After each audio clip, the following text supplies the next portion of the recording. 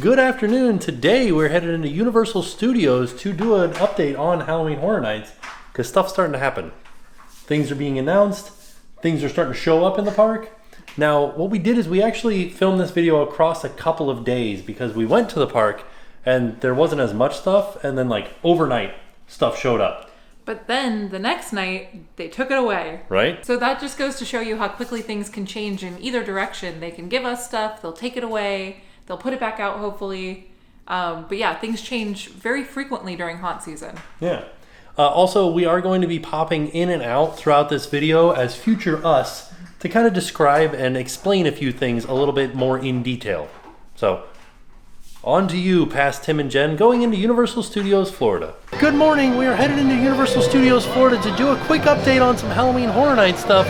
There's a big crowd heading in, so I think there's going to be a lot of people in the park. Get ready for it. So we are in the park today because people have been asking us to do a little update on Halloween Horror Nights. And I don't think we're going to be able to see a lot, but we've gotten a few announcements as far as things coming to Halloween Horror Nights. We know at least 4 houses, and we have a speculation for a 5th one. So we know that we're getting Haunting of Hill House, we know that we're getting Texas Chainsaw Massacre, we know that we're getting Beetlejuice, and we know that we are getting Bride of Frankenstein Lives. So we just wanted to pop in real quick and give a little bit more information about the houses, and this is the way that Universal describes them on their website. So here's what they say about the Texas Chainsaw Massacre house. You've seen the 1974 horror classic, now it's your turn to experience it for yourself. Enter the dilapidated Sawyer house and meet Leatherface and his demented family of merciless butchers. Will you make it out in one piece or in pieces? Which, that sounds terrifying. So some scenes that we can expect to see in this house is, of course, we'll be seeing the Sawyer home, we'll be seeing the parlor and the blood-splattered kitchen, and some weapons of choice that they'll be using in this house. Chainsaws. Of course. Carving knives, meat cleavers, meat hooks, and of course, yes, the chainsaw. And probably lots and lots of bones and various housewares made out of skin. Ooh. So for Universal Monsters, The Bride of Frankenstein Lives, the website says, this time the Bride of Frankenstein is stepping out of the shadows and taking her fate into her own bloody hands. The mate will have her monster, and the monster his mate. So the website also lists a few key features and like rooms that we can expect to see in this house and a little bit of the storyline. So it says, enter the tower ruins where Frankenstein's monster pulled the lever to bring down the walls and destroy him and his brides. Another scene is recoil in horror as she tries to bring him back at any cost. Don't get caught between her and the brides of Dracula, who she captures and drains in hopes of reanimating her love. So that's a few things you can expect to see in Universal Classic Monsters, The Bride of Frankenstein Lives. So for the Beetlejuice Haunted House, the website says, say it once, say it twice, say it 3 times. It's time to turn up the juice and see what shakes loose as the original film comes to life. Beetlejuice will haunt, taunt, and send you screaming out of the haunted house. One thing that Universal Halloween Horror Nights in Orlando is notorious for is following the plot of movies to a T. So if you've seen Beetlejuice, you can pretty much kind of summarize what's going to happen in the house. You're going to see all of the different scenes that you would recognize from the movie, but in a little bit more terrifying way, because I know that Beetlejuice was a little bit more of a lighthearted movie. There were scary parts, but for the most part, a little bit more lighthearted. So a few of the elements that the website lists for the Beetlejuice Haunted House is, he'll torment you as you wander checkerboard hallways and abandon you to your fate in the Lost Souls room. He'll menace you through the model graveyard and join in the fun at Dante's Inferno. Be part of the infamous dinner party scene and witness Beetlejuice's chaotic wedding. It's showtime. So like I said, a lot of the different scenes from the movie. I can't wait to see the dinner one where they're doing like Harry Belafonte. Sounds like it's going to be a fun one. And for the Haunting of Hill House, it is described as, it stands like a brooding creature waiting its victims. Enter the decaying remains of an aging mansion that lives, even if all who dwell there are long dead. And like I said with Beetlejuice, they are going to pretty much follow the show to a T. So if you start watching the show from episode 1 in season 1 and go all the way to the finale of season 1, because this house is specifically based off of season 1, because season 2 is The Haunting of Bly Manor, so it has a different name. This is specifically The Haunting of Hill House. So you will get all of the different elements of the show It's gonna be a good one. Let's see what it says. Come face to face with the tall man, the bent neck lady, the ghost in the basement, and more. Enter the red room and you may find yourself spending all of eternity listening to the sound of your own screams. Sounds super frightening. This was one of our favorite shows when it came out, so I'm super, super excited for this house. I can't wait to see what they do with it. Now, speculatively, last year on Peacock, the streaming service Peacock, they released a behind-the-scenes look at a house called Puppet Theater. Which, honestly, that behind the scenes looked pretty cool. Right? And so we're assuming that was supposed to be last year before everything got a little bit weird. Yeah. And so we're assuming that that's going to come back this year. That's why I said it was speculative, because it hasn't been announced officially yet. But we're just kind of assuming that that's going to happen. I hope it does. I really do. I'm super excited for this one, especially because I really love the original houses that Halloween Horror Nights comes up with every year. They're just so exciting. They're so creative, and I just can't wait to see this one. Sorry, it started raining on us, so we had to pop inside the Hello Kitty store. I picked Bad Maroots as the background because he's a little bit spooky, right? So we haven't gotten any announcements as far as scare zones that are coming, and we haven't gotten any announcements as far as like frequent fear type passes. So I just want to pop in real quick and kind of explain what frequent fear was. It's basically the season pass for Halloween Horror Nights, because Halloween Horror Nights is a separately ticketed item to Universal and Islands of Adventure tickets. So basically you pay a little bit larger of a sum of money, but you end up saving money in the end because you're not paying the full price of a single day admission every time that you go. We have gotten all of the dates and the prices of the tickets, and we've gotten all of the RIP tour prices and the Unmasking the Horror prices and dates, but we're still waiting on some more information. So just wanted to kind of pop in and explain what Unmasking the Horror is. Unmasking the Horror is a daytime tour of some of the Halloween Horror Nights houses without any scare actors in them. So if you're interested in the set design, if you're interested in how they do things, how like some of the special effects work, or if you are kind of dipping your toes into the Halloween Horror Nights event and you kind of want to like know what you're getting into, Unmasking the Horror is a great option for that. That's one of the first things that Jen did before going to Halloween Horror Nights, and it kind of helped build up her confidence because she was able to see what the haunted houses look like without any scare actors in them. And then she could go into them with the scare actors in them and kind of like know a little bit what to expect. You don't know where all of the scares are coming from, and it's completely different in the daytime than it is at night because there is show lighting that happens at night that they don't have on during the Unmasking the Horror tour. But it is a good way to get a little taste of Halloween Horror Night. So we are headed over to the Five and Dime because there's a sign out front that says Halloween Horror Nights 2021 Merchandise Preview. This is the display as soon as we walk in that says Merchandise Preview. And of course, it is because of Bride of Frankenstein that we have this particular set of merchandise. So something that I wanted to mention is that there was some pushback on this shirt. Oh. There were some fans of the event that said, hey, wait a minute, why is this shirt all about Frankenstein's monster and the bride is kind of like secondary on the shirt? Right. What do you guys think? I'm kind of curious. Well, the name of the house is Bride of Frankenstein Lives. Yeah. So I'm in agreement. I feel like she should take center stage rather than the monster. I think they're going to come out with more merch. Like, I don't think this is going to be the end of the merch for that house. Right. I think the shirt looks pretty cool, but in the context of the house, it is kind of weird. Right. So what she's doing is she's trying to bring the monster back to life. Oh, okay. By using Dracula's bride's blood. So what I'll do, because this was a house that they did have last year during the like Halloween Horror Nights, and I don't know what you would call it. It wasn't few like, houses? Yeah, it wasn't like a real HHN event, but they did have a couple of houses that they let you walk through during the day. Tim did go through the houses, and I'll link that video down below if you want to know more about the house and the storyline. I'm excited to see it this year, though. So speaking of that event last year, I should also mention that we're kind of assuming that the Tooth Fairy's Revenge will come back again this year, and that was one of the two houses that were featured at that like sort of like half Halloween event last year. We also have some figures in here. You can see here's the bride, there's the monster. We've got Boris Karloff as the mummy over here, and then we've got Dracula. The rest of the stuff that's in this store is a mix of Bourne Identity and Universal Classic Monsters. Well, here's the Bates Motel stuff over here. You say psycho like it's a bad thing. This is psycho room service. I like that. Let me see if I can straighten this shirt out a little bit. That's funny to me. They've got some magnets over here. The Bride of Frankenstein. Frankenstein's monster. I never drink wine, says Dracula.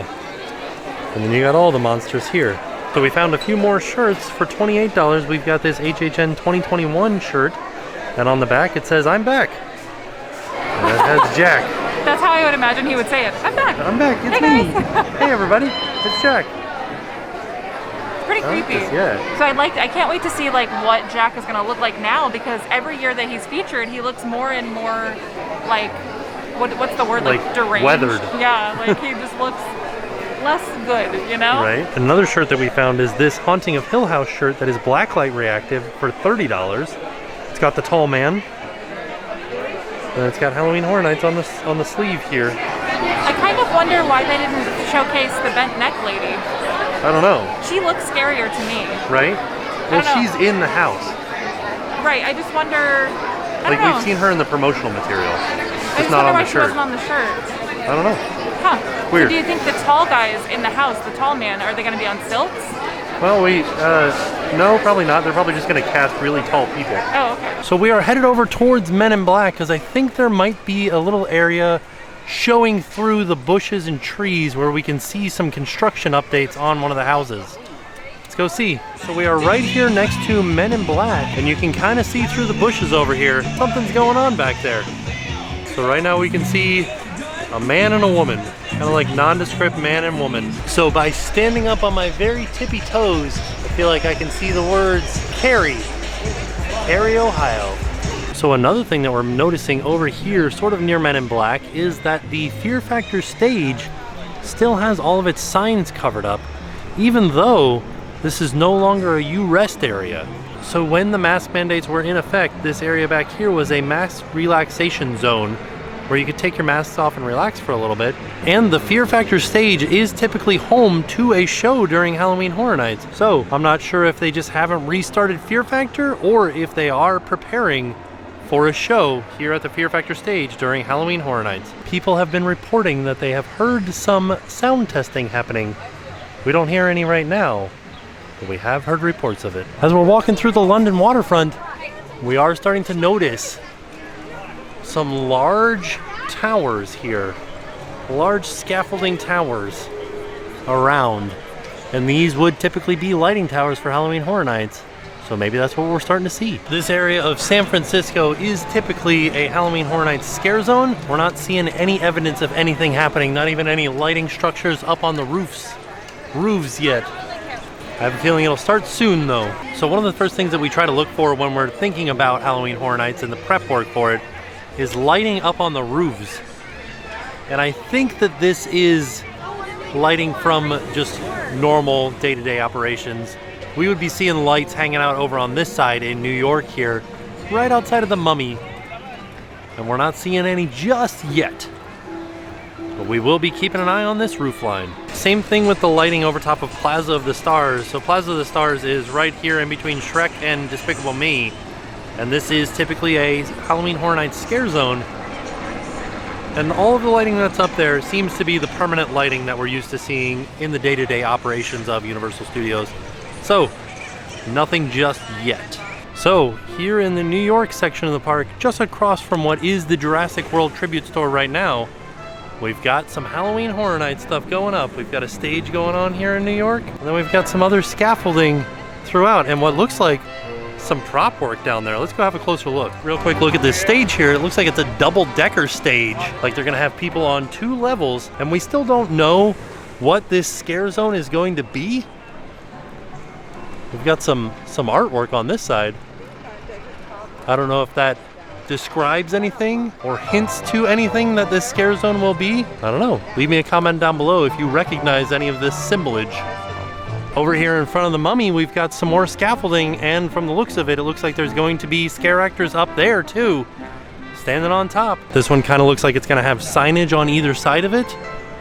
And then we've got some sort of radioactive barrels or something around here. There's that symbol again right there. I don't know what this is for, but I am interested to find out. Anytime we see a tarp like this, we know that there's some sort of gruesome body behind it. Looks like it's being sucked dry or being pumped full of something. I wonder what it's gonna be. Oh yeah, like a little air canister here. Vacuum tubes of the sort. There is another prop over here in front of Finnegan's, and also a scaffolding tower right behind it. So like I've said, these scaffolding towers should have scare actors on them. And then once again, this symbol. It's like the eye with the gear in it, or an eye made out of a gear. Some sort of like steampunky type thing. There's totally a marching band coming up the street towards me. And then we've got one more prop down here by Sting Alley. Some more barrels. This is neat, lots of plumbing work. Ladies and gentlemen, the Universal Orlando Stars Performance Program would like everyone to give a warm welcome to Avery High School Land, Avery, Wisconsin. There is that symbol again. There's a band coming through from Avery, Wisconsin. Man, I am getting real excited. We are doing a Halloween Horror Nights update. Sort of over here by Transformers, we do have some more lighting rigs that are going up. This is all that I'm seeing in this area is a lighting tower. But I'm sure they will be adding more in the next coming days and weeks. Oh, look at this. Just pulling up on Central Park, we've got some more lighting towers. Stuff is happening. They're getting ready to add a scare zone here in Central Park. Nothing real intense at first glance, just some lighting towers wrapped in a green scrim to kind of hide them in the tree line. Here's something that I thought is kind of interesting about the dynamic of Halloween Horror Nights versus the regular park. This whole area is lined with speakers, but that set of speakers is specific to the Lagoon show. So for Halloween Horror Nights, they have to add in their own speakers out here. So we're starting to see some speakers laid out for the sound in the Central Park area. And there are a lot of them. It's like every 8 feet or so there's a speaker. Kind of interested in how they did this. How did they put this tower here? The fence wasn't removed. The shrubbery doesn't look like it was run over or anything. Maybe they used a crane or something to put it in there? Huh. Same with this one. It's kind of tight in there too. Like not a lot of room for this thing to sit or to be loaded in. I do know that they put the weight in first, or they put the weight in at a different time than the actual tower itself. But still, how'd they get that weight in there?